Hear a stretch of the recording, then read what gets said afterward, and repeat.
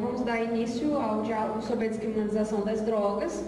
Antes eu queria dar um recadinho para vocês, que dia 25 vai haver o lançamento de um livro aqui no CCH, no auditório setorial, ali no primeiro andar. O nome do livro é A Imaginação Totalitária. A Livraria Residência Cultural está trazendo o lançamento aqui para São Luís, e o filósofo, que é o escritor do livro, Francisco Raso, está vindo para a cidade para fazer o lançamento do livro. Ele vai custar R$ 49,90 e vocês poderão adquirir no local e vão receber certificado também se estiverem presentes. Vou chamar para compor a mesa o professor Diogo Aguiar Neves e o professor João Carlos, que estão aqui. O professor Diogo vai defender a perspectiva conservadora e o professor João vai defender a perspectiva liberal e coletivista. Obrigado. O que é que vai trazer? São 40 minutos para cada, e depois que cada um expuser as suas razões, nós vamos abrir para questionamentos.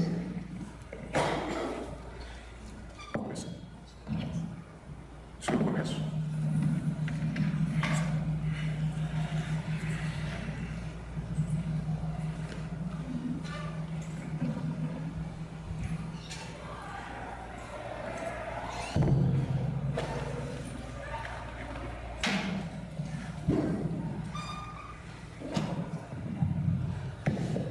Bem, pessoal, boa tarde. Eu sou o Diogo Galhardo Neves. Quero agradecer o convite feito pela Mila e pelo Dário. Enfim, para mim é uma felicidade estar falando aqui nesse auditório pela primeira vez. Entrei aqui na UFM em 1999 no curso de História, não saí ainda. Não é que eu seja um dinossauro, não, eu fazendo as pós-graduações, mas... e aqui nesse auditório eu assisti em 2000 uma palestra do professor Mário Martins Meireles, que nomeia, que dá nome a ele, enfim, foi uma palestra absolutamente fantástica, algumas falas que eu vi naquele dia uso até hoje nas minhas aulas de Direito Administrativo. Bem, mas enfim, eu quero agradecer o convite da Mila, para falar, bem, diálogo, descriminalização, entre aspas, né, de drogas, e eu só queria corrigir a Mila, eu não sei se eu vou falar pelos conservadores, viu? Aliás, eu não quero falar pelos conservadores, eu até rejeito um pouco essas nomenclaturas, principalmente porque eu entendo que elas estão descaracterizadas, o que alguns locais, inclusive pessoas próximas, nomeiam como conservadorismo, na Europa tem outra noção. Por exemplo, na Europa, nos Estados Unidos tem outra noção. Alguns conservadores locais ou brasileiros, enfim, eles são contra a união civil homoafetiva, e conservadores europeus são favoráveis, em geral, à união homoafetiva, porque eles estão tentando conservar o Estado democrático de direito. Então, se o parlamento vota a possibilidade, então se conserva aquilo ali, considerando a lógica política em vigor, enfim, a Constituição, enfim. Então, o que eles estão defendendo são posturas constitucionais. Então, falar em conservador, uma coisa é conservador lá, outra coisa é conservador aqui, uma coisa é conservador aqui dentro da igreja, outra coisa é conservador fora da igreja. Então, eu me excluo, né? Desculpe se eu estou frustrando algum conservador, mas estou fora. Bom, sobre descriminalização, enfim, eu pensei inicialmente em fazer algumas perguntas para vocês, perguntas que obviamente pelo formato não vão ser respondidas agora, mas enfim, vocês puderem responder ao final. E a pergunta inicial, na verdade, começa com a filosofia política. A que serve o Estado? A que serve o Estado? Certo? Bem, guardem essa pergunta, ela é absolutamente fundamental. A que serve essa organização que nós temos? O Estado, ele não nasceu, ele não nasce do chão, ele não é capim, ele não foi dado por Deus, ele é uma criação política. E ele se mantém enquanto criação política. E ele só se mantém enquanto criação política enquanto ele cumprir determinadas funções específicas que as pessoas querem que o Estado cumpra. As pessoas querem, e digo logo de antemão, as sociedades democráticas querem. E quando eu digo sociedades democráticas, eu digo o que o conjunto dos habitantes do território querem em sua maioria. certo? Desde que não cause violências a terceiros, enfim. Então, bem, considerando qual a função do Estado, os liberais, eu também não sou liberal, enfim, quando eu joguei na lata do lixo lá a noção de conservador, eu também vou jogar também a dos liberais, porque eu também não estou entre os liberais. Certamente porque os liberais provavelmente responderão que, ao falar de função do Estado, o liberal clássico, o liberalismo clássico, ele vai se deter na função contratualista primordial de manutenção da segurança dos cidadãos. Eu quero crer que seja nesse sentido. Em que pese haver correntes liberais que também não veem o Estado como inimigo, enfim, mas... considerando a teoria clássica, genericamente falando, considerando a teoria clássica, os liberais vão se encaminhar para a manutenção da segurança e que o Estado deve jogar suas energias nesse sentido, certo? Enfim, e as múltiplas modalidades de segurança. Mas o que eu quero propor? O Estado não tem só essa função de segurança. O Estado, pelo que as pessoas querem, pelo que se tem ouvido através de pesquisas e através de meios de pesquisas lícitos, eu não estou falando de nada abstrato, estou falando aqui da PNAD contínua, estou falando de dados colhidos pelo INPAD, o Instituto Nacional de Pesquisas de Álcool e Outras Drogas. O que as pessoas querem não é apenas segurança, as pessoas querem outras coisas, as pessoas querem outras funções do Estado. E eu nomearia 3 funções ou 3 eixos básicos de função estatal que, pelo menos, a nossa sociedade tem demandado da organização política. Tem demandado a função educacional, tem demandado a função de saúde pública e tem demandado também a função punitiva. Por que a sociedade tem demandado a educação e tem demandado a saúde? São 2 componentes absolutamente essenciais à manutenção dessa própria sociedade. Quando eu falo em educação, eu estou dizendo que não é apenas a educação curricular formal. A sociedade quer muito mais, o Estado é que não consegue oferecer sequer a educação curricular. A sociedade quer uma educação, inclusive, de nível moral. Mas eu não vou entrar nesse mérito agora. Eu vou focar aqui na minha palestra, especificamente na questão da saúde pública, certo? E vou tentar linkar a questão da saúde com a descriminalização das drogas. Bem, para chegar nesse ponto, eu parto do seguinte princípio. Nós temos em jogo um valor fundamental da nossa ordem constitucional, da nossa ordem social, que é a liberdade. Mas nós temos também um outro valor que ele a rigor é oculto, mas que ele é desejado e ele é pedido, e ele também está em vigor, em que pese não ser nomeado explicitamente, que é o princípio da fraternidade, né? O que é o princípio da fraternidade? Vamos ver, tem várias noções para a fraternidade. Eu posso citar desde o positivismo, do amor, ordem e progresso, até liberdade, fraternidade e igualdade, e até ao amor dos cristãos, o amor ao próximo. Né? Todos ligados a uma noção de fraternidade. E o que é essa fraternidade?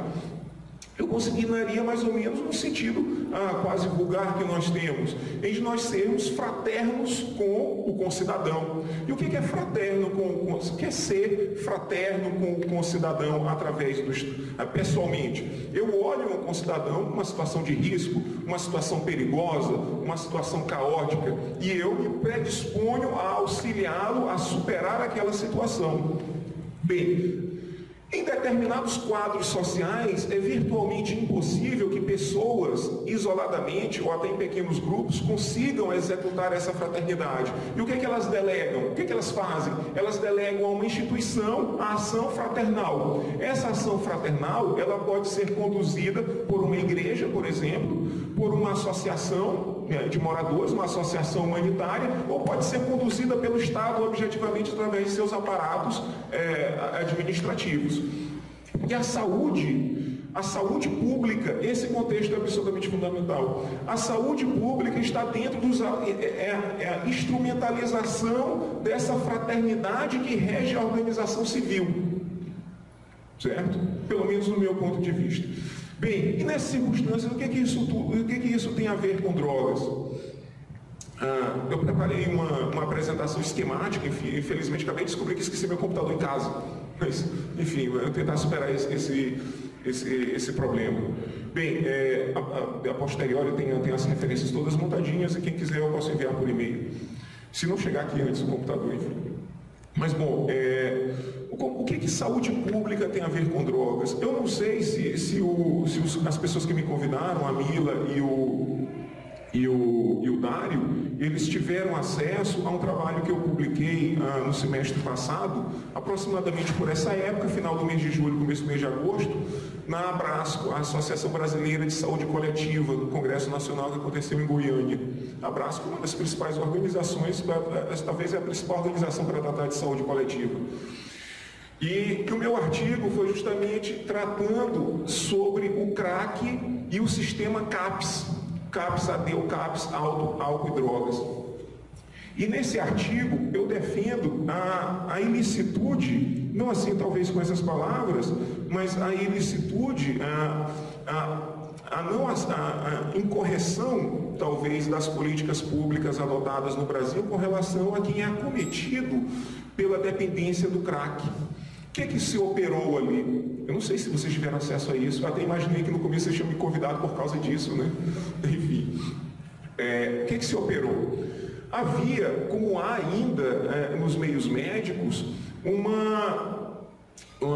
para na constituição do diagnóstico da dependência de drogas, há uma exigência para a internação do paciente. Essa internação varia de 4 a 6 meses de internação. Certo? Bem, o que acontece? Essas pessoas deveriam ser internadas em hospitais psiquiátricos.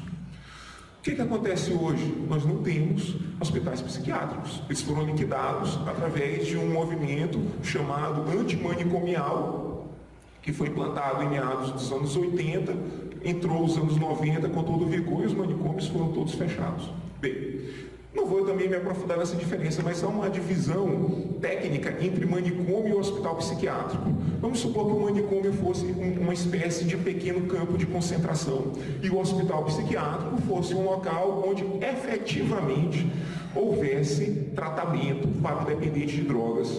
Certo? Muito bem. Nós não temos nenhum e nem outro. A crítica antimanicomial é correta, ela foi correta, e eles liquidaram os hospitais.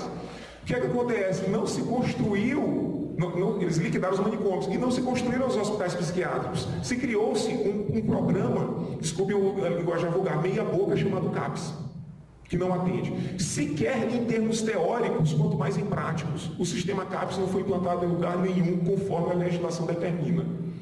Nós temos uma completa desassistência psiquiátrica vinculada a drogas no sistema CAPS. Bem, e o que acontece? Por que eu falava do liberalismo? Eu coloquei uma tabela, quando eu mandei o artigo, eles me devolveram o pedido para tirar a tabela sob a alegação que estava tomando muito espaço do artigo. Eu já achei isso meio esquisito, mas tudo bem. Eu coloquei uma tabela em que eu vinculava eventos, congressos, reuniões, enfim, congressos principalmente, congressos de antimanicomiais em momentos de crise econômica. Porque o que acontece segundo a minha tese, e depois eu posso desenvolvê-la melhor para vocês. O que o liberalismo diz? Nós temos um país profundamente estatizado. Vamos acabar, vamos desestatizar, vamos privatizar, etc. Quem postulou isso no Brasil, isso tem um fenômeno que eu chamo de importação de instituições teóricas, mas isso é uma outra questão. Quem defendeu isso no Brasil foi atacar diretamente o sistema público de saúde. Certo? E eles vão atacar como? Promovendo congressos financiados pelo governo federal, pelo Ministério da Saúde, em momentos de crise econômica, ligando uma coisa com outra, crise e fechamento de hospitais, porque o objetivo é economizar dinheiro. O objetivo do fechamento dos antigos manicômios não era reformar para atender os pacientes de álcool e drogas, era simplesmente economizar dinheiro, liquidar com assistência, certo? Então, é isso que eu proponho no meu artigo. Isso atende plenamente ao liberalismo clássico, mas atende assim de mãos abertas, né? O Estado se desvencilhando de uma atribuição que a maior parte da população quer, que é a prestação de saúde. Mas você tem certos teóricos, certas pessoas que dominam o Estado que dizem, não precisamos prestar isso, vamos prestar de outras formas, vamos privatizar a prestação para pacientes viciados, enfim. Ótimo, beleza. Então o que é que acontece? Essa é só a primeira parte da minha fala, eu vou passar para outra, que é a vinculação da saúde pública. Eu só quero localizar com vocês a questão da saúde pública vinculada a drogas, depois para falar da descriminalização. Então o que acontece? Isso caiu de mãos beijadas, caiu feito uma luva para o liberalismo, para o neoliberalismo, tão criticado pelas esquerdas. O discurso antimanicomial supostamente humano jogou uma leva gigantesca de viciados nas ruas. São os nossos conhecidos dependentes do crack. Estão nas ruas, não tem assistência. E como é que se deu essa privatização? Essa privatização não dita. Vamos retornar com a importância da família para o tratamento do dependente de drogas, do dependente de crack. Que família! Que família! Boa parte desses dependentes não tem nenhuma família, e ao contrário, os que têm família, a família não quer eles dentro de casa, e quando eles são admitidos dentro de casa, eles são acorrentados, eles recebem tratamento medieval dentro de suas casas, certo? Então, bem, esse suposto humanitarismo disfarçado que atende às políticas liberais de diminuição do Estado, jogou centenas de milhares de pessoas dependentes de drogas, principalmente do crack, uma droga flagrantemente barata, mas tem outras, a maconha, enfim, drogas populares, drogas de abuso que são populares, inclusive álcool também. Álcool. Infelizmente, eu não trouxe aqui os dados, mas já a gente comenta sobre isso. Então, veja, então essa é a política de saúde que eu apresentei no artigo. Você tem um falso humanitarismo que atende plenamente a políticas liberais, e eu não concordo com isso. Então, eu não estou entre os conservadores morais, mas eu também não estou entre os liberais, porque pelo menos as políticas liberais para o Estado eu sou contra. E eu sou contra por quê?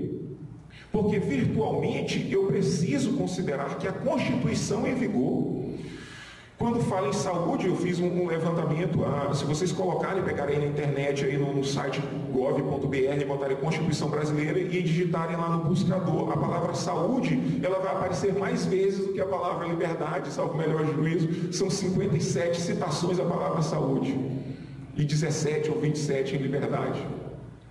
Então veja, é uma preocupação constitucional, é uma preocupação institucional, é uma preocupação social, não é? Que haja um tratamento para os viciados. Bom, então essa é a questão. Então o Estado se desmobilizou completamente. E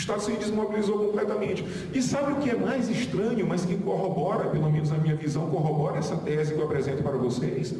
Os Estados Unidos que são um Estado liberal, entre aspas, que tem políticas capitalistas, que é o centro do capitalismo mundial, tem um acervo de hospitais psiquiátricos gigantesco para o tratamento de viciados em crack.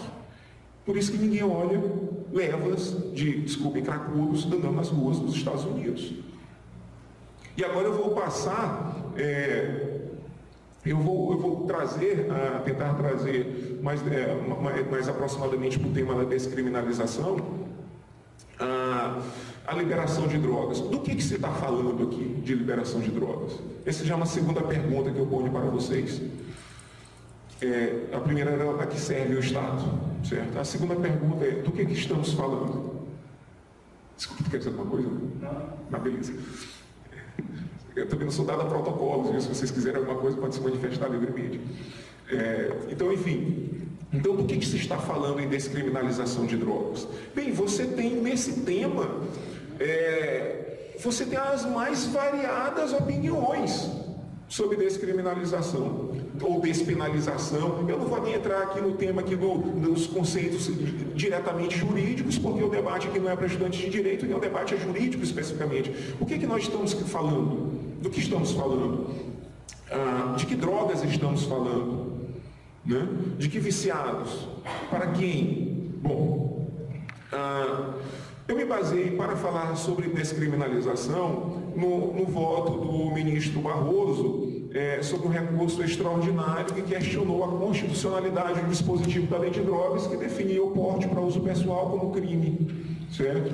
E aí você tem uma ampla filosofia política que envolve a noção de crime, avaliando, por exemplo, que quem porta para o uso pessoal não comete lesão a direito de outrem. Então isso não configura, na teoria do crime, o crime em si, né? Eu não estou causando lesão a bem de terceiro, senão a mim mesmo, certo?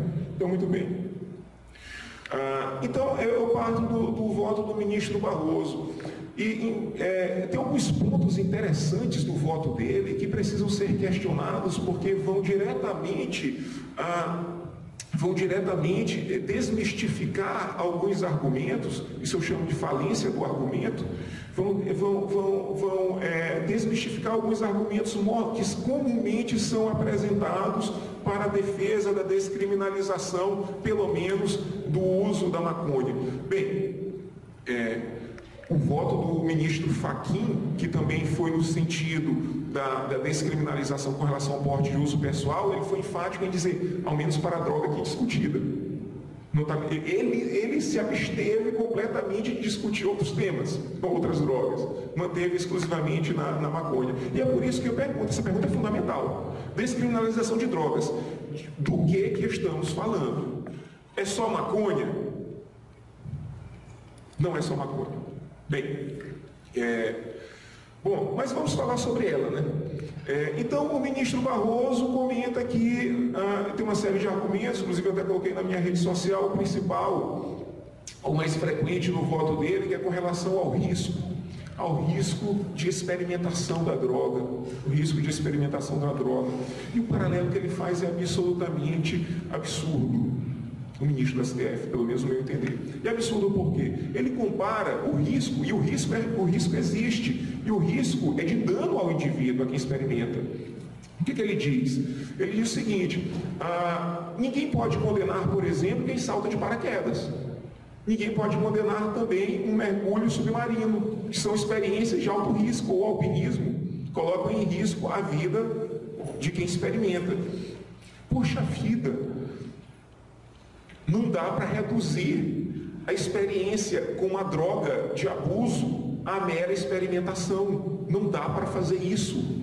É irresponsável. É irresponsável. Dados do INPAD, do Instituto Nacional de Pesquisas de Álcool e Outras Drogas, que é vinculado à CAPES, indicam que 37% de quem experimenta a maconha a primeira vez se tornará dependente da droga. 37%. 37%. É um número absurdo, principalmente se vocês considerarem que cerca de 8% da população brasileira atual já experimentou a maconha. E aí vocês tirem de 200 e sei lá quantos milhões, 200 milhões de habitantes, que sejam, tirei seus 8, 9% e tire os 37% que são dependentes. E quando a gente fala em dependência da droga, a gente fala em uma outra dimensão importantíssima de quem experimenta, que não é considerada no voto do ministro Barroso, que é o seguinte, o desligamento com relação à vida civil. A droga, ao contrário do que se pensa, ela não tem efeitos meramente individuais, como tem sido propalado. E aí eu volto à primeira pergunta, tem um link com a primeira pergunta e com o que eu propus, que é o princípio da fraternidade. Dá para pensar o indivíduo descolado do meio social? É possível pensar o homem desvinculado do meio em que vive? E do meio em que vive eu não estou falando de nada abstrato, eu estou falando das pessoas com as quais ele se relaciona. Primeiro com a família, primeiro com a própria família. Não sei se vocês já tiveram um parente que consumiu drogas, viciado mesmo, dependente. O quadro é gravíssimo. O quadro é de desestabilização, não apenas do indivíduo, mas de desestabilização da família. Desestabilização da família. E aí, quando você desestabiliza a família, poxa, você não pode mais considerar que o cara está saltando de paraquedas. Essa comparação é absurda. É absurda, não tem como. Não tem como você ter acesso aos instrumentos que o paraquedista tem, de mergulho submarino, e comparar isso com um cara que é dependente de crack, ele compra pedra por R$2 ou menos. Vem aqui na Rua do Passeio, Rua Grande aí. Você comparar isso com um paraquedista, com alguém que faz mergulho submarino, é uma comparação desproporcional. Mas enfim, então vejam, não tem bem coletivo em jogo. Tem bem coletivo em jogo, tem a família, que inclusive é protegida pela Constituição. E quando a Constituição fala em família, não está falando da família tradicional patriarcal, está falando da família, qualquer família, qualquer organização privada em que o sujeito, o dependente vive. Então aquele contexto é desestabilizado e o Estado tem a obrigação de atuar, a obrigação constitucional de atuar em defesa daquele núcleo. É o que está na Carta Constitucional, está em vigor, né? Não é culpa minha, não foi eu que fiz a carta. Né? A família é a base do Estado, não foi eu que disse. Certo? Então, bem, nessas circunstâncias, nós vamos descriminalizar o quê? Nós vamos descriminalizar o consumo de uma droga recreativa, como se tem dito, mas que gera cerca de quase 40% de dependentes. É disso que estamos falando? É nesse sentido. Onde está a fraternidade nisso? Desculpe o tempo aí, né? Não sei se você estiver se aproximando, vocês me avisam. Onde está a fraternidade nisso? Eu jogar 40% de quem experimenta na dependência e esse pessoal vai ser tratado onde? Não tem lugar para ser tratado. Não tem lugar para ser tratado. E eu digo isso categoricamente para vocês. Se vocês quiserem ler o meu artigo, é só procurar aí na internet, lá da Abrasco, lá não tem lugar para ser tratado. Os caras vão para o olho da rua. Né? E por que eles vão para o olho da rua? O sistema tem o SUS, o sistema é geral, aí não foi implantado, etc. Vocês sabem quem é que vai conseguir? Vocês sabem, o CAPS 3, é o CAPS 3 ou 4? É a evolução do CAPS, era para ter só um. Aí não deu conta, aí foi para o 2, aí do 2 foi para o 3, já estou no 4. Né? Aí no último CAPS já tem internação. Já tem internação. Não era para ter internação. Sabe de quanto tempo é a internação? 15 dias. Então, o sujeito que é viciado em crack ou em qualquer outra droga que vocês conheçam, droga de abuso, drogas que causam dependência, o sujeito consegue ficar bom, curado, em 15 dias. Não. Nenhum médico consegue dizer isso sob pena de responsabilidade frente ao Conselho Regional de Medicina. Em 15 dias é apenas o início do tratamento. O tratamento é de 4 a 6 meses. Por quê? Porque o dependente, o sujeito que é realmente dependente, ele perde sua autonomia social. Veja o bem jurídico que foi colocado em jogo. Cadê a liberdade que é defendida? Fala-se em liberdade para o consumo. A liberdade é direito constitucional, está lá no artigo 5º. A saúde está lá no artigo 6º, como direito social, lá no 196. Mas vejam bem, o sujeito que é dependente não goza do direito constitucional de liberdade. Quem é que define as suas ações do sujeito que é dependente? Quem é que define as ações de quem é dependente? É o traficante. É o traficante.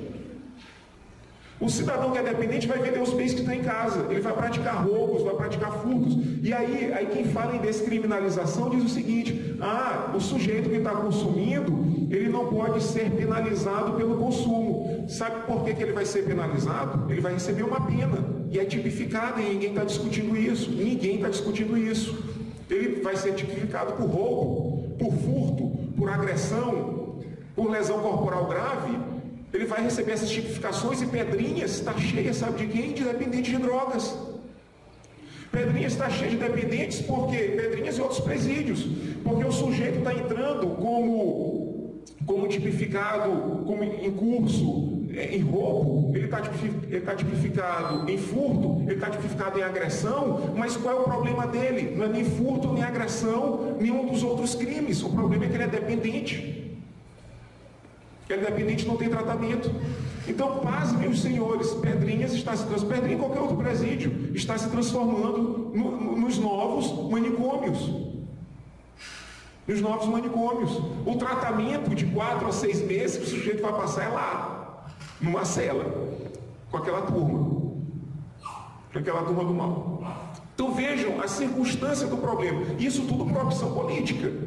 por opção política, certo? Enfim, mas professor, você está falando todas essas coisas, fala em tratamento e agora está criticando a descriminalização. O senhor está falando exatamente de quê? Estou falando das duas coisas. Estou defendendo as duas coisas. Estou defendendo o tratamento para quem é dependente e um tratamento com uma rede ampla e séria de tratamento que tem internação, mas não vai ter internação porque o Estado brasileiro não quer pagar 6 meses de internação. Internação é cara, o tratamento é extremamente custoso. É mais barato atuar em outras instâncias, inclusive em ONGs, em academias, em artigos científicos, para dizer que não existe doença, para dizer que não existe dependência, para dizer que o cara pode ir para a família, né? Então, é mais barato que o Estado atuar. Esse é o meu entendimento. Desculpe se eu discordo, eu quero ouvir a discordância, mas esse é o meu entendimento. O Estado trabalha numa lógica mercadológica exclusivamente. É mais barato botar essa gente na rua do que manter lá durante 6 meses, certo?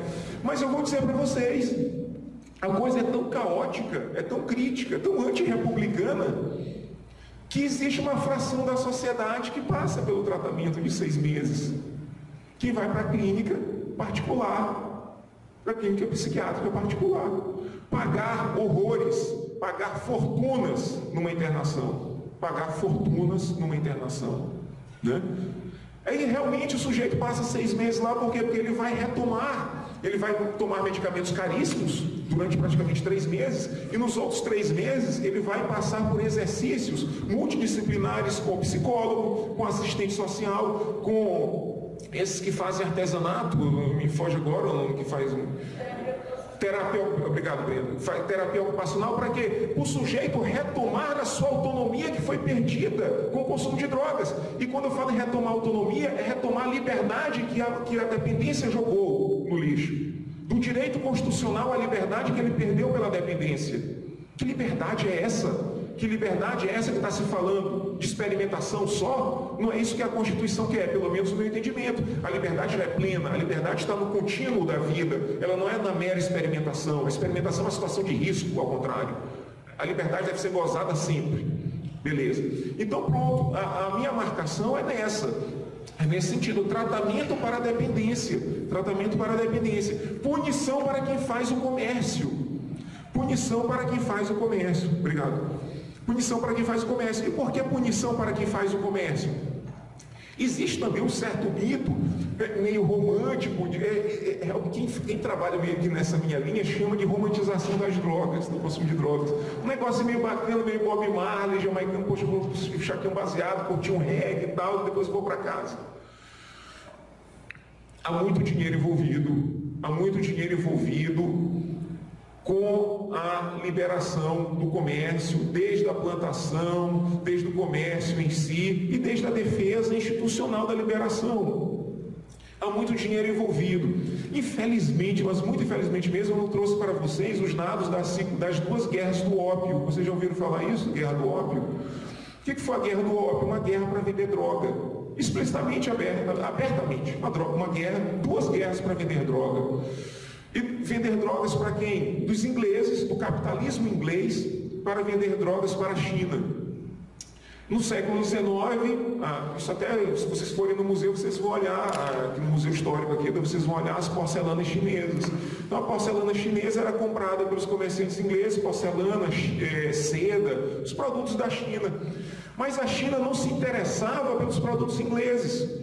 Ela não se interessava pelos produtos ingleses, à exceção de um único produto, o ópio. Uma droga altamente viciante. Essa droga era plantada pelos ingleses, por norte-americanos em outras colônias fora da China. Paquistão, Afeganistão, enfim, Índia. A droga era plantada lá. E o que acontece? Foi tão disseminado o uso do ópio na China que o governo imperial chinês proibiu o seu comércio. Vejam ali o link da coisa. Proibiu o comércio e sua utilização, com penas absolutamente severas para quem fosse flagrado consumindo ópio. Os ingleses ficaram transtornados com isso.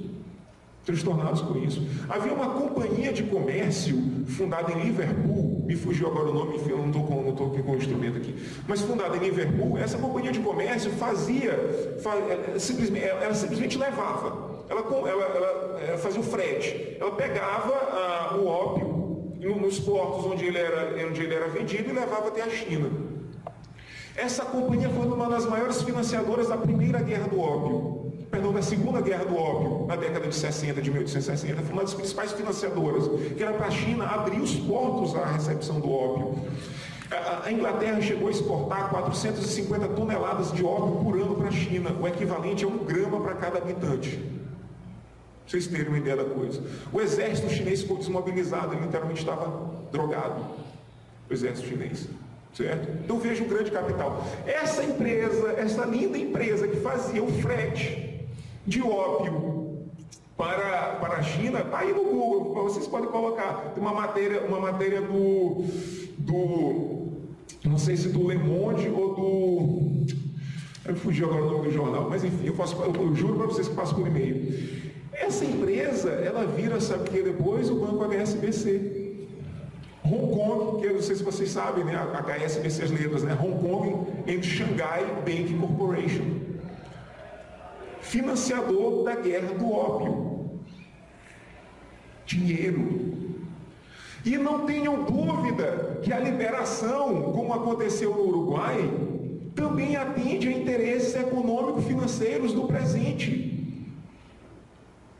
Quem é que não quer o dinheiro do tráfico? O dinheiro do tráfico é o dinheiro desejado. São vários bilhões de dólares que estão circulando e que alguns capitalistas querem, como alguns querem beber água, inclusive eu aqui não parei de falar. Eles querem pegar essa grana. E vocês sabem quem é que financiou, quem é que financia pesquisas para a liberação da maconha? Quem é que financia as pesquisas para a liberação do uso do canabidiol? A indústria farmacêutica dos Estados Unidos. Para a liberação do canabidiol, a indústria farmacêutica. Talvez a segunda indústria mais rica do mundo atual. E vocês sabem qual é a pessoa que jogou 500 milhões de dólares para ONGs e universidades do Uruguai estudarem a política de liberação da maconha? O senhor George Soros. Através de sua empresa Open Society, alguma coisa nesse sentido. 500 milhões de dólares. Isso é narrado pelo Le Monde, sim. Em uma matéria de 2015. E ele se encontra, sabe com quem, numa reunião, uma conversa privada? Com o Mujica. Conversa privada entre um dos maiores investidores da Bolsa do capitalismo moderno. Você entra para conversar com o Mujica e está aqui 500 milhões de dólares para o teu país.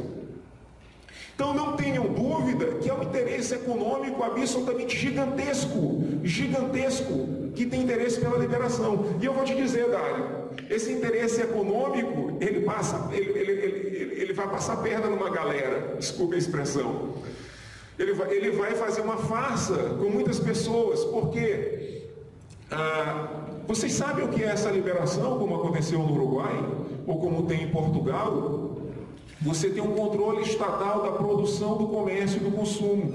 Um controle estatal absolutamente rigoroso. E o controle estatal, como tem na Holanda, você vai num bar, você vai consumir, você vai pegar seu cardápio lá de maconha, escolher que lhe aprouver, beleza, vai. Mas sabe o que você vai fazer? Você vai pagar caro. Para você fumar, tem que ter grana. Se você for pego fumando na praça, as penas são rigorosas na Holanda. Se você for pego fumando em espaços públicos em outros países, as penas são rigorosas também. Você só pode fumar no bar e o cigarrinho lá é caro. E é caro por quê? Porque tem imposto. E qual é o problema disso? Qual é o problema disso? O tráfico. Lá no voto do ministro Barroso, ele disse que a liberação vai acabar com o tráfico. Mentira! E provo aqui para vocês o comércio de cigarros. Gente, eu fumei por 10 anos. Eu fumei de 1998 até 2008. E se eu voltar a fumar hoje, eu parei em 2008 para cá. Se eu voltar a fumar hoje, eu vou voltar do mesmo jeito que eu fumava em 2008. 2 carteiras de cáuton por dia. E eu estava no nível tal que eu era especialista em saber quando o cigarro era original e quando era falsificado. O Paraguai produz o cigarro liberado. Vocês sabem, né? dá para fumar aqui. Eu passei aqui no corredor, eu passei a minha graduação de história fumando todo tipo de cigarro aqui, menos os ilegais. Mas eu fumei cigarro de cravinho, fumei gudangarã, o que vocês imaginarem de cigarro para passar por aí. Mas vejam, o Paraguai manda para o Brasil anualmente 1 bilhão de unidades de cigarro contrabandeado. Cadê o fim do tráfico? Cadê o fim do tráfico? E o tráfico de álcool? Contrabando de álcool? O tráfico de cigarros, se vocês botarem aí, todo dia a Polícia Federal está lá no Rio Paraguai tentando capturar as barcaças que passam, levando cigarro pelo Pantanal. É um argumento, desculpa, falso. Foi o ministro que disse, eu não fui eu que falei, né? Mas o tráfico está aí, o tráfico de cigarros, o contrabando de cigarros está aí. E um quadro de liberação.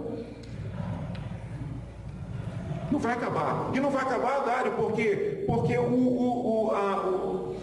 o beckzinho lá, que vai ser vendido no mar, vai ser vendido por R$25, porque vai ter imposto, porque precisa pagar o controle estatal daquela produção. E quanto é que estava até o cigarrinho de maconha na rua? R$2. Então tu vai ter um bar e tu vai ter um cara na rua vendendo. Não vai acabar com o tráfico. Nesse ponto não vai acabar. Então, enfim, o meu tempo se esgotou, mas o meu mote era esse. Eu queria, para concluir, a ideia é que nós temos duas dimensões relacionadas na minha visão com relação à descriminalização. A visão do tratamento de saúde e da proibição do comércio, certo? O tratamento porque invariavelmente o tráfico vai existir.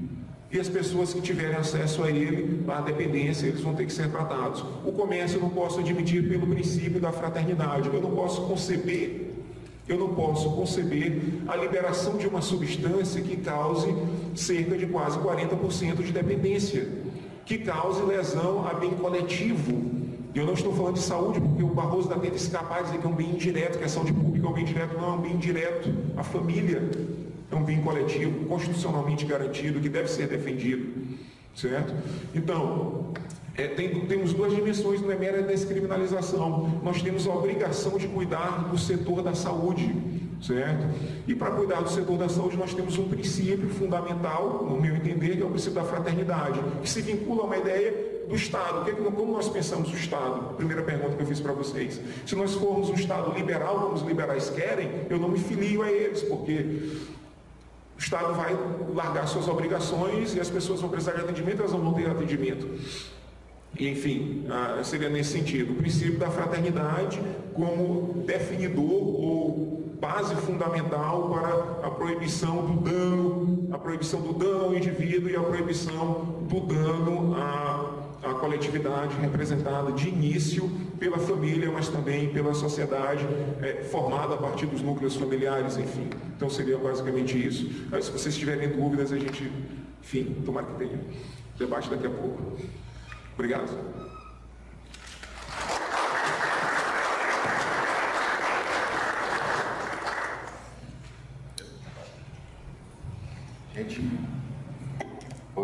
Gente, boa tarde. São João. Enfim, eu não sei o que eu sou. Toda vez que me chamam para falar sobre drogas, tá para me ouvir? Porque eu não estou me ouvindo, assim. Toda vez que me chamam para falar sobre drogas, eu sempre fico me perguntando assim, qual é o público que eu vou falar? E aí eu sempre pergunto assim, o público é do direito ou é livre aqui? Tem todos os cursos, quem é do direito aqui? Quem? A grande maioria. Quem é de outro curso qualquer, de humanas? Exatas. Tem alguém de exatas? Isso aí tu é tudo, bicho. Que massa, cara. Eu quando eu crescer desse jeito.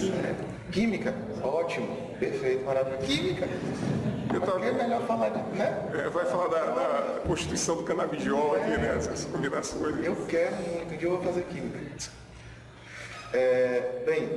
Professor, eu quero agradecer primeiro porque tuas palavras diminuíram o meu trabalho. Eu ia fazer praticamente as mesmas perguntas.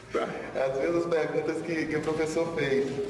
Porque... agora eu estou me ouvindo. Agora deu retorno. Obrigado. Sonoplastia aí, nota 10, obrigado. Porque assim, a gente quando vai falar de descriminalização, ou quando vai fazer, o que a gente está tentando fazer aqui, né, um debate, um diálogo sobre a descriminalização, eu acho que é primeiro a gente tentar entender o que a gente está pensando em descriminalizar. E aí, toda vez que eu falo de descriminalização, eu pego todo e qualquer exemplo que a gente pode observar em que a sociedade discute se a criminalização é necessária ou não. Do aborto, né, até a própria ideia aqui que a gente está discutindo, que é a droga em si. Porque eu penso o seguinte, o nosso sistema que institui uma política de drogas, ele é basicamente penal. A Lei 11.343 de 2006, ela instituiu uma política de drogas, ou uma política pública antidrogas, que é, no seu conteúdo quase total, uma política do sistema penal. Eu acho que é o grande problema de se discutir a descriminalização das drogas. A gente tem até algumas discussões, quando eu dava aula sobre a 11.343, eu iniciava com uma discussão como essa que o professor Diogo fez. O que a gente está tentando proteger com uma legislação de cunho estritamente ou 99% penal? O que a gente está tentando proteger na sociedade brasileira? Eu vou focar aqui na sociedade brasileira até para não... A gente está tentando proteger a saúde das pessoas ou a gente está tentando instituir uma política de segurança pública? Salvo os 20 primeiros artigos, 27 primeiros artigos, os outros artigos todos, 27 ao 44, 45, até 50, todos eles tratam ou de processo penal ou de direito penal material. A tipificação das condutas, né? E também a forma como que vai ser dada, da apreensão da droga até como esse indivíduo vai ser processado, né, no sistema penal. Aí eu sempre me vem na cabeça assim, para descriminalizar? A gente precisa descriminalizar? Fico muito ali em cima do muro quando eu tenho que dar uma resposta sim ou não. Porque dar resposta sim ou não é muito perigoso, né? Respostas absolutas levam, em geral, a políticas extremamente absolutas. E é isso que acontece com o nosso sistema penal. É isso que acontece no nosso sistema penal quando trata de drogas. Eu costumo dizer que a gente tem 2 artigos-chave para trabalhar a questão das drogas no Brasil. E são esses 2 artigos que, na verdade, levam para os efeitos na sociedade, que são o artigo 28 e o artigo 33 em diante da 11.343. O 28 ele trata do consumo pessoal. São 15 condutas que o indivíduo não pode praticar quando tiver droga para consumo pessoal. No artigo 33, que trata do tráfico, já são 18 condutas. O sistema penal, o sistema de drogas, né, o Sistema Nacional de Drogas, ele circula todo o indivíduo, né, em várias condutas, para que ele, no final das contas, não tenha nem o acesso à própria droga. Só que assim, a gente precisa perguntar, assim como o professor Diogo perguntou, né, quem é que está criminalizando e o que está sendo criminalizado? E isso vai levar para um ponto adiante, que é o ponto do sujeito. Quem é esse indivíduo que é criminalizado? Quem é esse indivíduo que vai ser colocado na cadeia? Quem é esse indivíduo que vai para a rua? Quem é esse indivíduo que, enfim, vai ser dependente?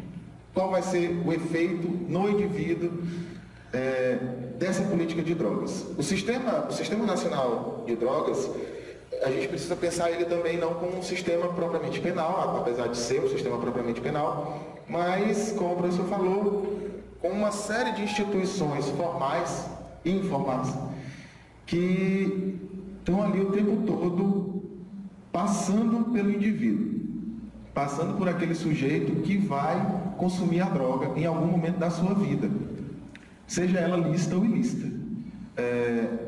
Concordo que, enfim, algumas drogas, as que são ilícitas, por exemplo, que sim.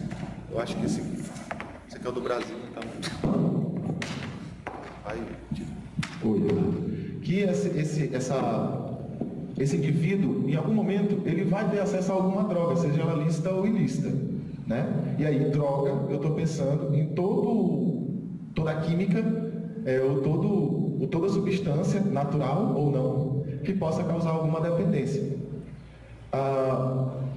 É certo que, quando a gente começa a falar em criminalização ou descriminalização das drogas, a gente não pensa, eu pelo menos não penso apenas na droga em si, né? E claro que a gente não pode pensar na droga em si, a gente precisa pensar nos indivíduos que estão sendo ali cooptados, em alguma medida, do uso até o próprio comércio, até o tráfico.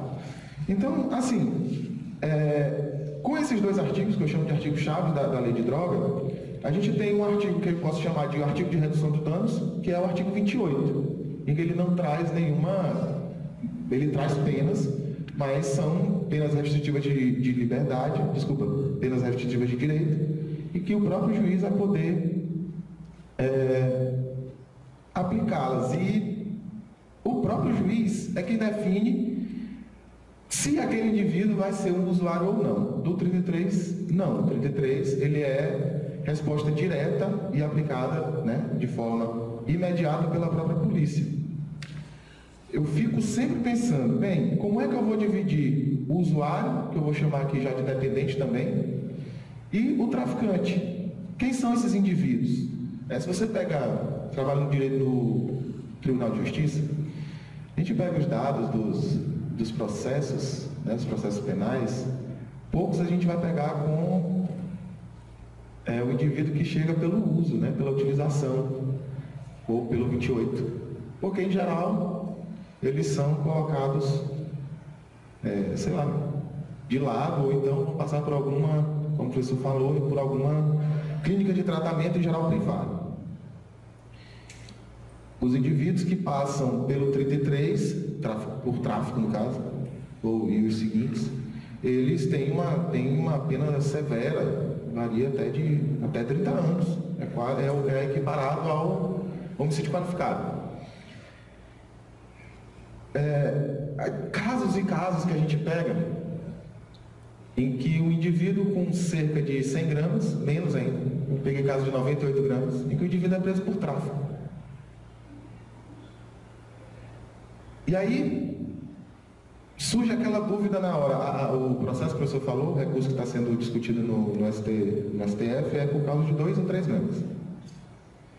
E aí a discussão que entra como ele foi apreendido lá num presídio, aquele material de 3 gramas seria utilizado para venda, tráfico. Né? Enquanto outros indivíduos, e aí outros casos também, às vezes com 1 quilo é levado ao internato, né, a algum tipo de tratamento, às vezes com 1 quilo de maconha. Isso eu estou falando da maconha. É aqui que entra essa divisão, né, dessa nossa política de drogas. Acho equivocada como professor, extremamente equivocada, mas aqui há um problema também extremamente pontual, e que diz respeito à atuação das nossas instituições, né, nessa aplicação, assim, definir. Como é que eu vou definir quem é usuário, independente, por via de consequência, e quem é traficante? O professor falou, olha, em Pedrinhas está se formando um grande manicômio, porque muitos dependentes estão entrando. Mas aí, eu pergunto, eles estão entrando por algum efeito da dependência, né? Pequenos furtos, o próprio roubo, o próprio tráfico. Só que aí é que vem essa definição da nossa política de drogas. O efeito da dependência pode ter vários efeitos. Eu não posso precisar, por que a pessoa começa a usar drogas? Se eu começar a precisar porque ela começa a usar drogas, eu teria políticas extremamente eficazes. Uma pessoa pode começar a usar drogas pelos mais diversos motivos. Inclusive, por relações familiares. Porque assim, o professor falou, olha, a família é extremamente necessária, e ela é. A família, como base, ela é extremamente necessária, mas a gente não pode deixar de notar que algumas famílias já são conflituosas mesmo antes do uso. às vezes o próprio conflito familiar pode gerar o uso. E aí como é que a gente vai estabelecer uma relação? Família, antes de tudo, é relação social. É uma relação, e talvez, sem querer ser muito radical, mas talvez uma das relações mais opressoras que existe. Porque a gente tem um sistema hierárquico bastante definido. Bastante definido. Nossa, João, mas quer dizer que os pais mandam no filho? Se a gente pega nossas estruturas familiares, independente de quais elas sejam, elas vão se manter numa forma hierárquica. E mesmo a discussão sobre drogas, sobre os assuntos tabus, drogas, sexo, homossexualidade na família, enfim, né? Todos esses assuntos, eles levam a conflitos internos do indivíduo que pode desencadear qualquer tipo de uso de droga. Isso porque eu estou falando uso de droga, mas pode desenvolver outros vários aspectos, né? Como conflitos na rua, enfim, né? Eu tenho uma prima minha ali, aí eu não posso falar muito da família, né, sabe? Não, mas assim, a gente vê como as relações se dão, como essas relações se dão na família e como elas podem também ter efeito na sociedade, inclusive com o tema que a gente está discutindo aqui, né? Que é a utilização das drogas. Então, bem, o que eu estou pensando aqui nesse debate? É tentar definir o que é o ilícito. E aqui na política de drogas, a gente tem um problema essencial, é de definir em qual ilícito o indivíduo vai ser enquadrado. É porte, porque usuário, porque dependente. Aí o código dá 3, eu acho massa. O código dá 3 sanções para esse indivíduo que está sendo ali abordado e o juiz considera que aquilo ali é para consumo pessoal, mesmo que seja um quilo. Primeiro que é a demonstração verbal, o juiz vai dar um caramba. O juiz vai chegar e dizer, meu filho, faça isso não. O que seus pais vão dizer? O que você faz? Ah, sou estudante de química lá na UFM. Olha aí, futuro garantido. Aí o segundo é a prestação de serviço à comunidade, bota o menino para pintar os muros lá, para dar aula, às vezes para dar palestra, eu já vi, o juiz, você vai dar uma semana de palestras para pessoas, né, em escolas públicas contra a droga. Aí, coitado do menino, olha o conflito interno. A coisa que ele mais ama, né, que ele é dependente ali, vai ter que falar. E o terceiro que é o tratamento, né? Quando a gente já observa essa incidência na prática do consumo pessoal. Isso eu estou tratando aqui do 28, esse é o primeiro aspecto da nossa política de drogas. Então, mas quem são esses indivíduos que são dependentes? Quem que a gente vai considerar dependente? Né? São várias e várias formas que, se eu começar a falar aqui, Então, são várias e várias formas, são várias e várias categorias que a gente precisa analisar para tentar entender, bem, aqui eu estou tratando com um dependente e que ele vai sim, querendo ou não, ele vai sim gerar um efeito na sociedade. Ele vai ser sim considerado, no final das contas, um perigo para a sociedade, que leva a outra determinação. O indivíduo perigoso, né? O indivíduo que precisa ser neutralizado, né? No caso do 28, a partir daquele tratamento com a reserva de direitos. Beleza. Quando a gente passa lá para o tráfico propriamente dito, o artigo 33, a gente tem um outro problema, que a gente precisa perguntar também o tempo todo. Quem é que está usando, mas também quem é que está vendendo? Quem é o indivíduo que fornece? O tráfico, no Brasil inclusive, não sei se vocês, eu fico com vergonha de perguntar, mas eu não sei se vocês têm acesso, né? Mas o tráfico no Brasil, ele não precisa ser, ele não é considerado apenas como conduta ilícita quando utilizado num contrato de compra e venda. Passar para o coleguinha também é tráfico, né? Eu descobri, professor, com a etiqueta da roda, né? Você passa para o lado esquerdo, né? Não passa para todo mundo, você vai sempre sentido anti-horário. Você descobre, pode ver, passa no sentido anti-horário. É porque é mais fácil de pegar. Conhecimento de causa, ando muito no Veneto, tenho vários amigos. Todo mundo conhece o Veneto. Bambu também, né? passando sempre para a esquerda. Esse ato, para o código, para o 33, ele já... Nossa, mas não tem, o indivíduo não está comprando. Não precisa. Não precisa.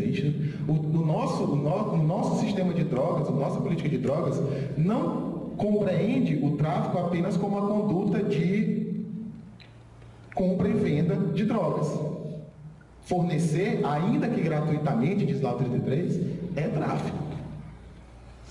Em alguns casos, e aí a gente pode discutir depois, até a plantação vai entrar na conduta. Mas o que eu quero dizer é, e aí quem vai ser o traficante? Nossa, alguém deve estar pensando aqui, meu Deus, eu já trafiquei.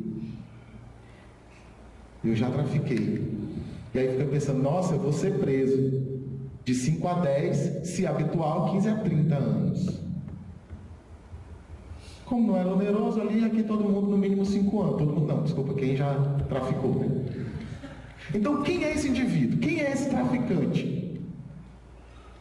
Ele existe? É claro que ele existe, ele é uma figura. Ele é uma figura e determinadas pessoas vão ser colocadas nessa figura.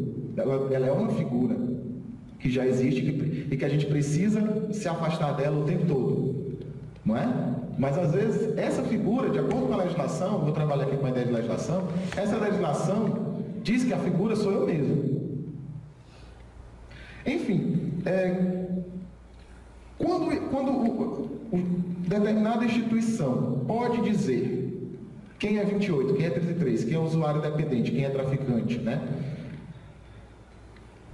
Quando isso é delegado para determinadas pessoas, a gente cria um outro problema, porque a gente não sabe a percepção que essas pessoas têm da vida.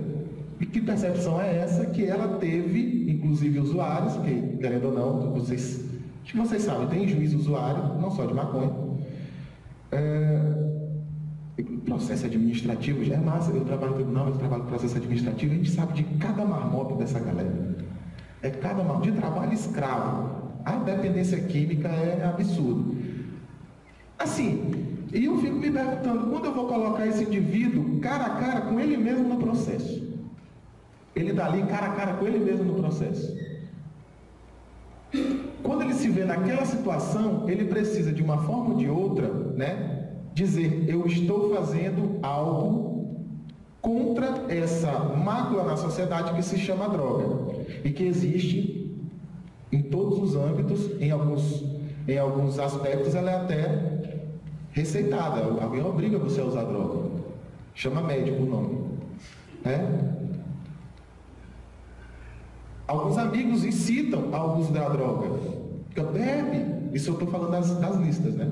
Bebe, então todas essas relações, né? Fuma eu fumei do 16, cala a boca, viu, Sabrina? Eu fumei do 16 ao 18, eu parei porque eu gosto de jogar bola, eu consegui correr o campo uma vez, eu parei. A minha iniciação foi lá no Reviver com um amigo que me deu um free, coisa mais horrível do mundo. Botei pra boca, cuspi 30 dias. E aí eu comecei a fumar, nunca fumei uma carteira inteira, conseguia comprava de 10, assim, deixava para fumar. Mas assim, eu me considerava independente, até o dia que eu me situei, nossa, não consigo correr um campo. Então, foi meu tratamento, foi uma bola na praia. Mas, assim, a ideia que eu gosto de trazer é justamente a gente tentar se perceber nas situações em que a gente começa a discutir. Então, eu sempre penso a ideia de criminalização ou descriminalização de dentro. De quem sou eu no jogo político das drogas. Porque a droga, no final das contas, é um jogo político. Ela é um jogo institucional, né? Sociedade, Estado, se a gente quiser dividir, deixar bem divididinho mesmo, eu já também não gosto dessa divisão, eu gosto de ampliar. Assim. Cada um faz o seu jogo político com a droga, que é o nosso objeto aqui. Assim como faz seu jogo político com sua sexualidade, seu jogo político com o seu time de futebol, seu jogo político, enfim, com tudo aquilo que lhe agrada em determinados momentos. Ela causa dependência enormemente. O professor falou que fumou 10 anos, né? Enormemente. E tem quem se considera dependente de álcool aqui? Se eu não tomar uma cerveja que seja no sábado, eu mato um. É sério. Eu mato. Por quê? Porque eu trabalho de segunda a sexta, de 7 a 11 da noite, dando aula para aquelas 2 meninas ali, ó. Atentando na sala de aula, eu não posso chegar em casa e tomar uma cerveja.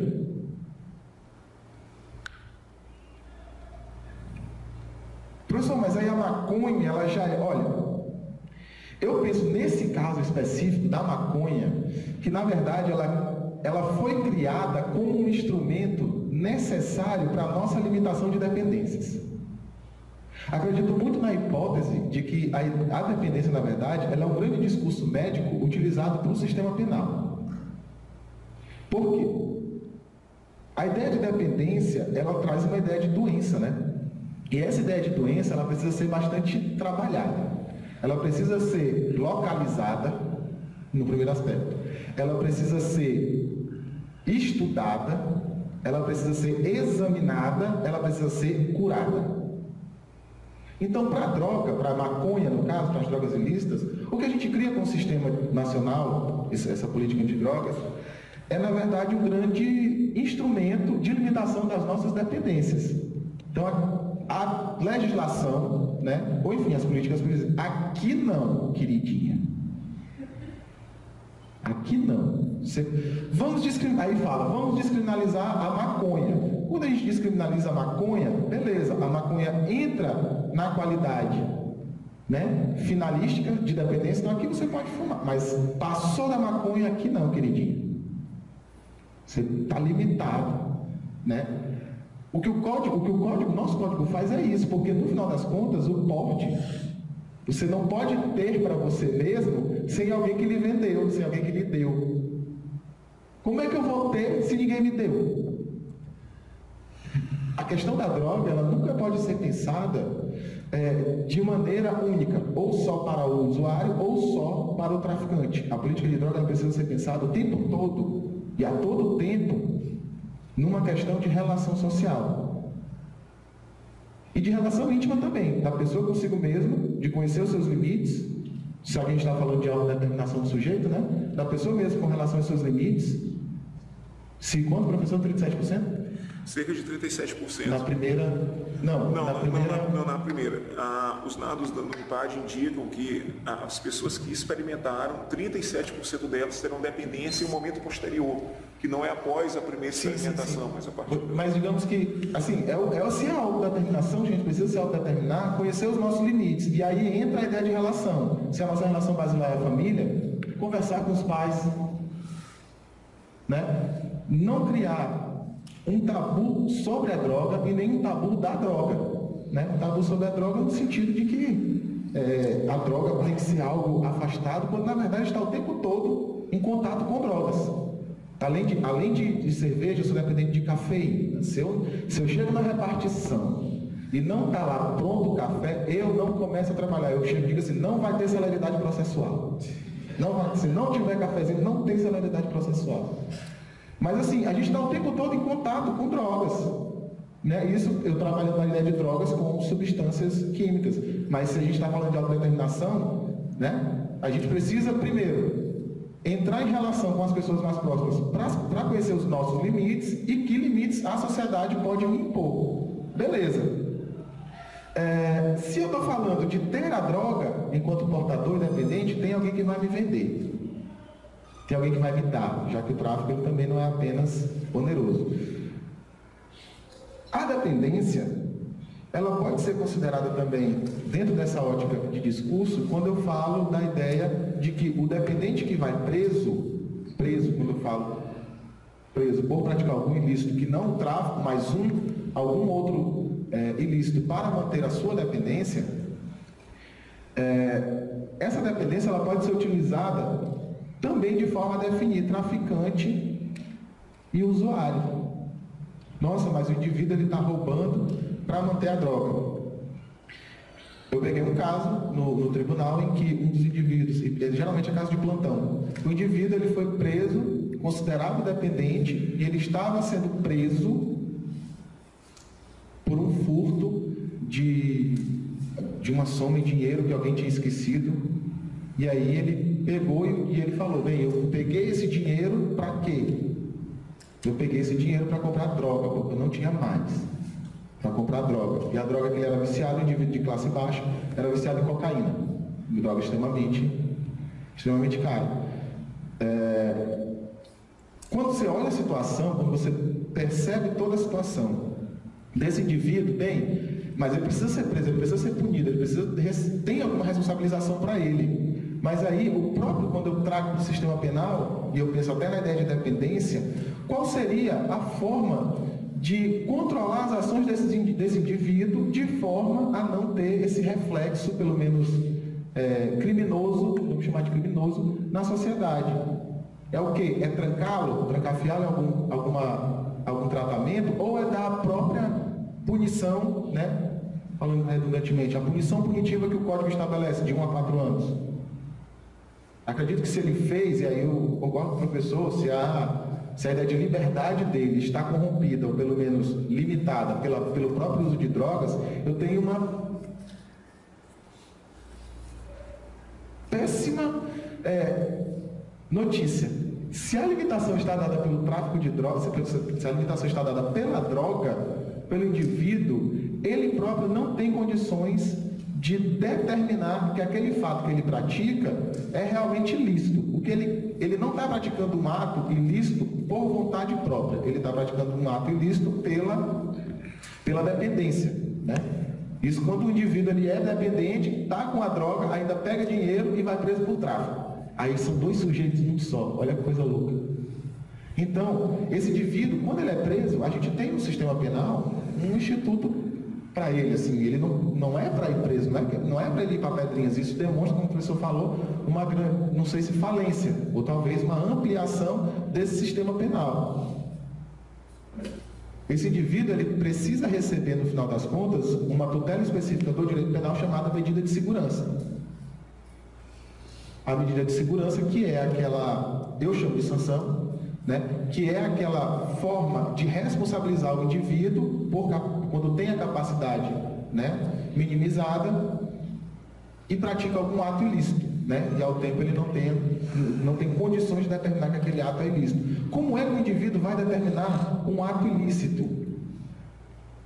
Principalmente quando ele não está em suas plenas condições cerebrais e emocionais, né? Porque às vezes a gente usa droga, eu bebo às vezes uma cerveja, eu brigo com minha esposa, vou tomar uma cerveja só para fazer raiva, né? Não sei se vocês são assim, beber por amor, é muito bom. Mas pensa quando vocês estão se autodeterminando. Alguém dirige aqui? Alguém dirige? Pode levantar a mão, gente. Eu dirijo. Já passou o sinal vermelho? Já? Já, né? Já passou o sinal vermelho?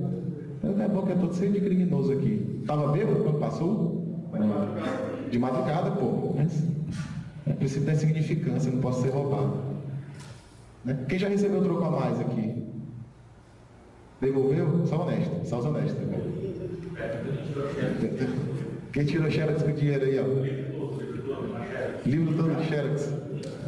É bom que é bom a gente trabalhar com. Estava bêbado quando recebeu o troco errado, quando tirou a xerox. Não estava, gente. A gente comete crime o tempo todo, dependentes ou não. A gente está o tempo todo ali em contato com o sistema penal. O problema é justamente tentar se perceber onde eu vou entrar para a droga. Como usuário ou como traficante. Alguns devem estar pensando assim, bem, eu sou usuário. E entraram aqui pensando, devo ser usuário. Eu sou usuário, não sou dependente, eu sou usuário. Aí outros devem estar pensando agora, não, eu sou dependente. Outros já devem estar pensando, vixe, o professor falou o João falou que quando eu passo é tráfico, já sou traficante. E agora, quem sou eu? Quem sou eu nesse jogo político da droga? Eu acho que é a grande questão. Quem sou eu nesse jogo político estabelecido por uma legislação que determina figuras específicas, que determina figuras... Falta agora que eu falei 10 minutos. Falta, tá. Que se estabelece nesse jogo político chamado política de drogas e que a gente precisa entender, eu acho que é a grande, eu acho que a nossa tentação eu vou me afastar ao máximo da figura, né, daquela figura odiosa do traficante e vou me aproximar no máximo, se eu me assumir como dependente. E entender que todas as relações sociais, elas vão gerar alguma consequência. A do dependente de drogas, ela é especial ela é muito especial porque ela, como o professor falou, movimenta um grande mercado paralelo. E esse mercado paralelo gera bastante dinheiro e que a gente ainda parece que a gente ainda não sabe controlar enquanto sociedade. Não é nem que a gente não sabe, talvez a gente não queira mesmo trabalhar, porque quando a gente impõe limites para a sociedade, né, quando a gente impõe certos limites, como eu estou falando aqui, olha, a cerveja sim, quando passa na maconha já não. Quando eu imponho esses limites, eu posso determinar, fazendo até uma contra-história do liberalismo, eu posso determinar dentro do limite quem é o livre e quem não é. Mas eu sou livre, porque eu não fumo maconha. Nunca fumei, eu só bebo. Me chama para beber que eu vou junto, só que sair daqui. Mas nunca já peguei, para passar para coleguinha. Mas como eu estou dirigindo em geral, assim, eu já percebi que o cheiro da maconha, ela me dá muito sono. Se eu fumar aquela desgraça, é aquela. É certeza. Eu acho que é a minha autodeterminação subjetiva, né? Eu estou percebendo os limites. Não, mas estou brincando. Mas assim, eu acho que a grande questão na nossa política de drogas é tentar estabelecer nessa contra-história do liberalismo que parece que para ser livre você precisa de pessoas que não podem ser livres, porque eu só posso me estabelecer enquanto livre, né, se eu conhecer quem não vai ter liberdade. Foi assim da escravidão, é assim até hoje. Se a gente pega a história da escravidão, quem eram os homens livres? Eram aqueles que possuíam escravos, ou seja, que não tinham liberdade. Então eu posso aqui me determinar como livre. Nos dias de hoje, a gente pode trabalhar dentro da ideia de drogas nessa concepção. Quem é livre? Quem é que pode ser livre? Eu. Que não ultrapassei nenhum limite, apesar de já ter passado sinal vermelho, tirado cópia de xerox, receber trocar mais. Eu me determino aqui, né? A legislação está me dando uma outra figura. Ela me dá duas figuras. A legislação não faz nada assim. Nosso poder legislativo é mais que ele não tem nada que não seja discussível. A gente tem essas duas condutas, a gente tem esses dois artigos-chave, justamente para determinar, para fazer o determinismo próprio na legislação para o sistema penal. Porque, no final das contas, a grande questão hoje das drogas, ela poderia ser econômica, até gostaria que ela fosse econômica, mas não é. A grande questão da nossa política de drogas é uma política de segurança pública totalmente enviesada, trabalhada num sistema integrado que diz, olha, a conduta A, a conduta B, aplica a pena. E na hora que eu vejo a conduta A, eu vejo a conduta B, uma pessoa praticando a conduta, que sanção eu aplico? Aí o código me dá duas opções lá para o juiz. Dependendo de quem seja, vai ser usuário, mesmo com 1 quilo. Dependendo de quem seja, vai ser traficante, mesmo com 100 gramas. Acho que a grande ideia, para tentar finalizar, acho que a grande discussão ela tem que se basear justamente nisso, né? Tentar entender, primeiro, o que descriminalizar enquanto substância. Droga, determinar que drogas podem ser descriminalizadas, enfim, outras não sei como é a concepção, tem gente que defende que todas as drogas devem ser descriminalizadas, enfim. 2. Que tipo de política pública a gente quer para esses indivíduos que, invariavelmente, vão entrar na dependência de droga e de qualquer droga? Porque a partir do momento que eu descriminalizo, se eu descriminalizo todas as drogas, olha que loucura, se eu descriminalizo, no final das contas, todas as drogas vão estar no mesmo patamar horizontal, não vai ter hierarquia. Hoje a gente tem uma hierarquia de drogas, né? Remédio, álcool, cigarro, e maconha, que ali, né? Uso recreativo, etc. Acho que não sei como é que está. E as outras, que não podem ser nem citadas em família, na sociedade, com os amigos, enfim, são tabus necessários. Tabus necessários são aqueles tabus que precisam de reiteradas confirmações para que a gente, né, estabeleça esse limite, né? E o limite na política de drogas, ele é estabelecido aí, em quem é usuário, quem é traficante, quem é dependente, quem precisa de tratamento, quem precisa ir para a cadeia. Então, eu acho que a discussão, e aí se descriminalizar ou não, isso tudo vai depender de uma grande... depois que a sociedade realmente... enfim, sociedade como um todo, né? Todo esse nosso conjunto de relações sociais, como as suas instituições formais e informais, abraçar essa ideia de que não é a mera criminalização ou descriminalização que vai gerar algum efeito benéfico para a sociedade, mas antes de tudo, e primeiramente, tentar se perceber em qual das posições eu vou estar nesse jogo político chamado política de drogas. Obrigado.